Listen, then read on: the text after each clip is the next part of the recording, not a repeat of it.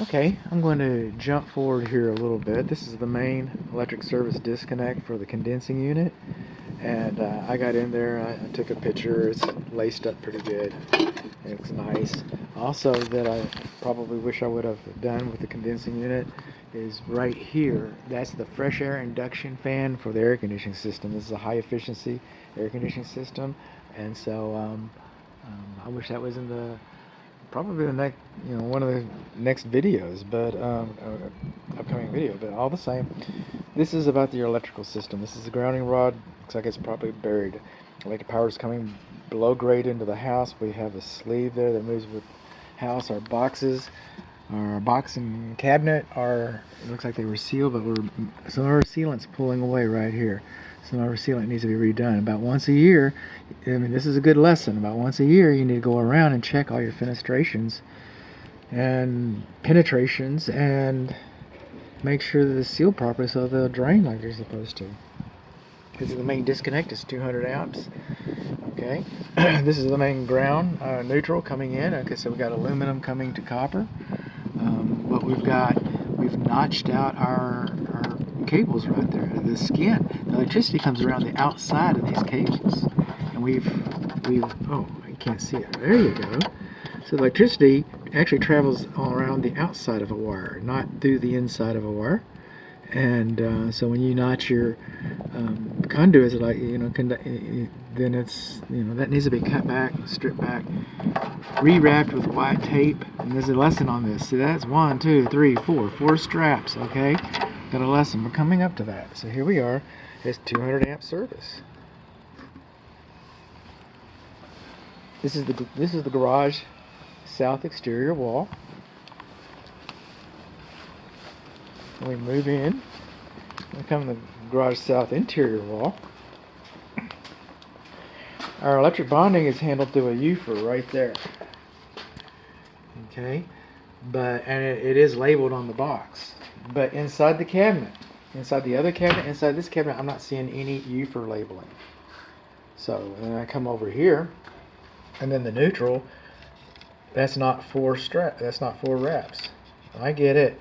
If you don't know that's the neutral, you don't belong in this box. I get that completely. But our bonding location is not labeled. Our neutral is compromised. The wire's compromised on our neutral. We don't have 4 whole wraps inside of this cabinet bonding location. And other than that, everything actually looks pretty nice. Now we got some technical stuff here. So the range is supposed to have a lockout on it and GFCI. Clothes dryer does not need a lockout. Water heater is supposed to have a lockout and a GFCI. And then the clothes washer has a GFCI. I'll go ahead and test that. I'm not supposed to. It's an occupied home. I'm not going to do any of the AFCIs. I'm not going to do any additional GFCIs. This is the GFCI for your exterior receptacles. Oh, and then my favorite part. See where it says Eaton right there? That's printing. See where it says danger right there? That's printing. See where it says bonding screw right there? That's printing. It's all printing. These breakers are supposed to be printed. The cabinet manufacturer and the International Residential Code and the International Electrical Code, they all agree. See, it says 1, 2, 3, 4, 5, 6. That's printing. All this should have been printed. It should not have been handwritten. I didn't wake up this morning and say, like, wow, what can I do to piss off the builder? I didn't do that. That's not what I did. All right? But it's supposed to be printed.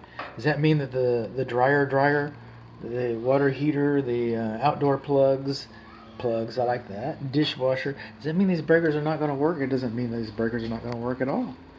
It just means that it's going to be hard to identify this stuff in a few years. And with some people's handwriting, and this is just on the margin, okay, but some people might not be able to read and associate quickly what that is. If you have to study it, then, if you have an emergency, come out here and study this and try to figure out what you got. So, we've got some crimped wires in the main service disconnect. Not crimped, but clipped. Call it what you will. Our Bonding location is not labeled. Our neutral is not properly wrapped.